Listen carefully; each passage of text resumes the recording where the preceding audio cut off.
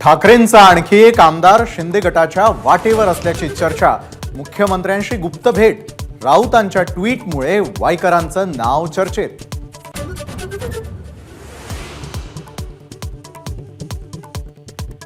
दिल्लीमध्ये राष्ट्रवादीच्या केंद्रीय कार्यालयावरून ध्वज उतरवला. शरद पवार गटाच्या युवक आघाडीचे नेते धीरज शर्मा यांनी उतरवला ध्वज.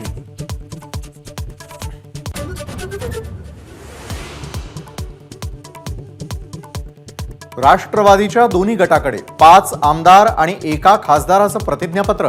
दिशाभूल करून अजित पवार गटानं प्रतिज्ञापत्र घेतलं. अमोल कोल्हे आणि अशोक पवारांचा आरोप.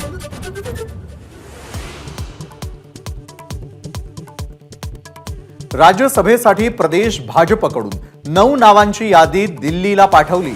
नारायण राणे, तावडे, पंकजा मुंडे, हर्षवर्धन पाटील, चित्रा वाघ यांच्या नावांचा यादीत समावेश. काँग्रेसचे माजी आमदार बाबा सिद्दीकींचा पक्षाच्या सदस्यत्वाचा राजीनामा. तर अजित पवारांसोबत जाणार असल्याचेही सिद्दीकींचं वक्तव्य.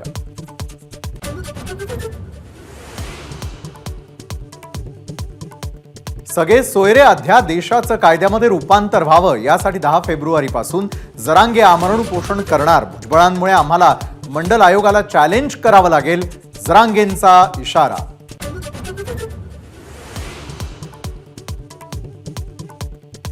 मंडल आयोग ओबीसी आरक्षणाचा निर्माता. खरा पाटील असशील तर मंडल आयोग संपवून दाखव. छगन भुजबळांचं मनोज जरांगेंना आव्हान.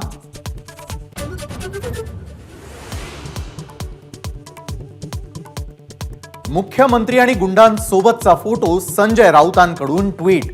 गुन्हेगारांचं स्वागत मुख्यमंत्री उत्साहानं करतात. सलग 4थ्या दिवशी ट्विट करत राऊतांचा हल्लाबोल.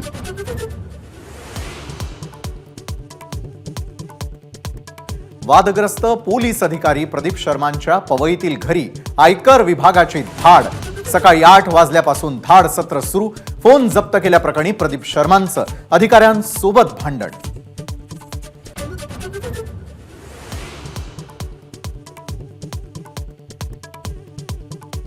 यूपीए सरकारच्या आर्थिक गैरव्यवस्थापनावर सरकारची श्वेतपत्रिका लोकसभेत सादर. दोन्ही सभागृहात अर्थमंत्री निर्मला सीतारामन स्वतः मांडणार लेखाजोखा.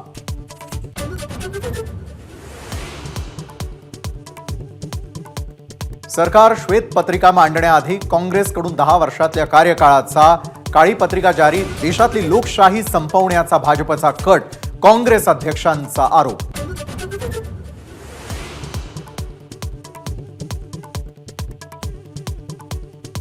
आरबीआय कडून पतधोरण जाहीर. सलग 6व्यांदा रेपो रेट जैसे थे. व्याजदरामध्ये कोणताही दिलासा नाही. जीडीपी 6.7% 7.2% होण्याचा अंदाज. एबीपी माझा, उघडा डोळे बघा नीट.